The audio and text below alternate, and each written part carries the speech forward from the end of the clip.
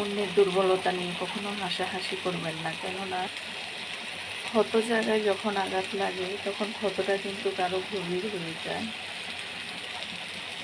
নমস্কার, শুভ সকাল। আশা করি সবাই ভালো আছেন, আমিও ভালো আছি। সকালেই চলে এসেছি আজকে নতুন আরেকটা রেসিপি নিয়ে, যে চিংড়ি দিয়ে লাউ রান্না করবো আজকে।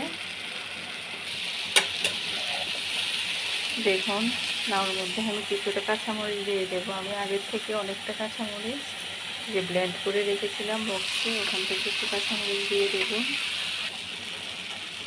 এরপরে কিছুটা মিষ্টি দিয়ে দেবো। ঠান্ডা তরকারি একটু মিষ্টি দিতেই হবে, না হলে কিন্তু ভালো লাগবে না। এরপরে পরিমাণ মতো লবণ দিয়ে দেব।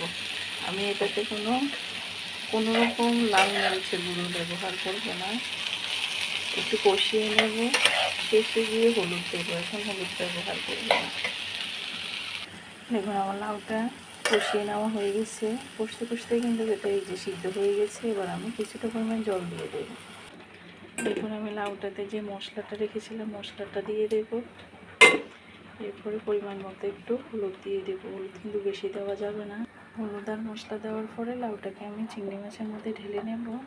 দেখুন, আমি কড়াইতে একটা শুকনো মরিচ দিয়ে দিয়েছি। এবার কিছুটা পাঁচফোড়ন দিয়ে দেবো।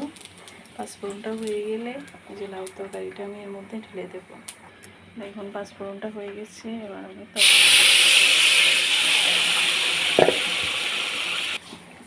লাউ সিদ্ধ হয়ে গেলে কিন্তু বেশিক্ষণ রাখা যাবে না, টক হয়ে যাবে। এবার আমি একটু ধনে পাতা দিয়ে নামিয়ে দেবো। হয়ে গেছে আমার লাউ চিংড়ি রান্না।